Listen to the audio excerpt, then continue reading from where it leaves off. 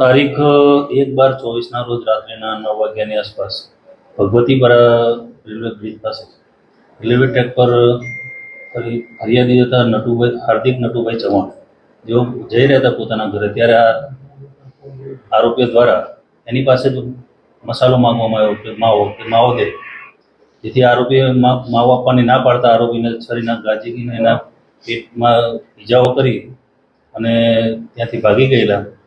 જે બાબતની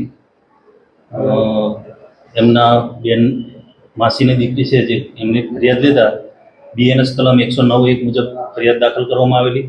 ત્યારબાદ આ આરોપીઓ ત્યાં પારેવડી ચોક પાસેથી રિક્ષામાં બેસીને ગ્રીનલેન્ડ ચોકડી ગયેલા. ગ્રીનલેન્ડ ચોકડી ઉતરીને ફરી બીજી રિક્ષામાં બેસીને જતા હતા.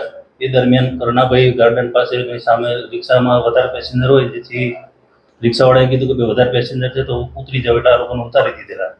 તે દરમિયાન સામે પાણીપુરીવાળો પોતાની પાણીપુરીની લારી બંધ કરીને જતો હતો.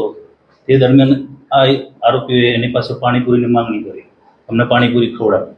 જેથી પાણીપુરીવાળાએ કીધું કે મારી પાસે પાણીપુરી પૂરી થઈ ગઈ છે, પાણીપુરી નથી.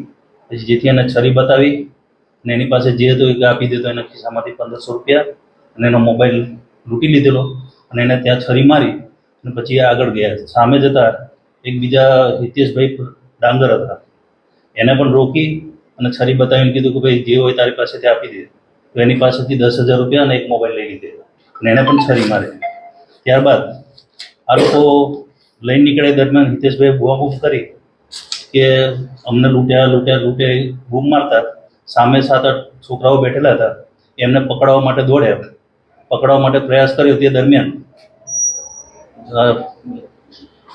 જય કરીને જે છોકરો છે એને પણ આ ઈસમોએ છરીનો મારેલી અને એ દરમિયાન એક ઈસમ પકડાઈ ગયેલો. ત્યારબાદ ઈસમો પકડાઈ ગયો. ત્યારબાદ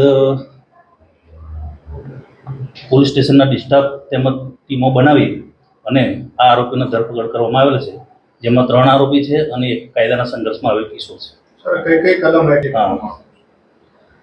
આરોપીઓ પાસેથી જે પણ મુદ્દામાલ ગયે છે, ટોટલ પૂરેપૂરો મુદ્દામાલ રિકવર કરવામાં આવેલો છે. 10,000 રૂપિયા પેલા હિતેશભાઈના, પાણીપુરીવાળાના 1500 રૂપિયા તથા બંને મોબાઈલો તેમજ ગુનાના કામે ઉપયોગ કરવામાં આવેલ છરી. તમામ બધી ઘટનાઓને એને કેટલી 9 વાગ્યાથી સ્ટાર્ટ કર્યું, લગભગ એમને 10:30 પોણા 11 સુધી આ ઘટનાઓનું ચાલ્યું. હાલ હજુ તપાસ ચાલુ છે. આરોપી અટક કર્યા છે, પણ ઈ ગુજકોપમાં સર્ચ કરતા હાલ સુધી એમનો કોઈ ગુનાહિત ઇતિહાસ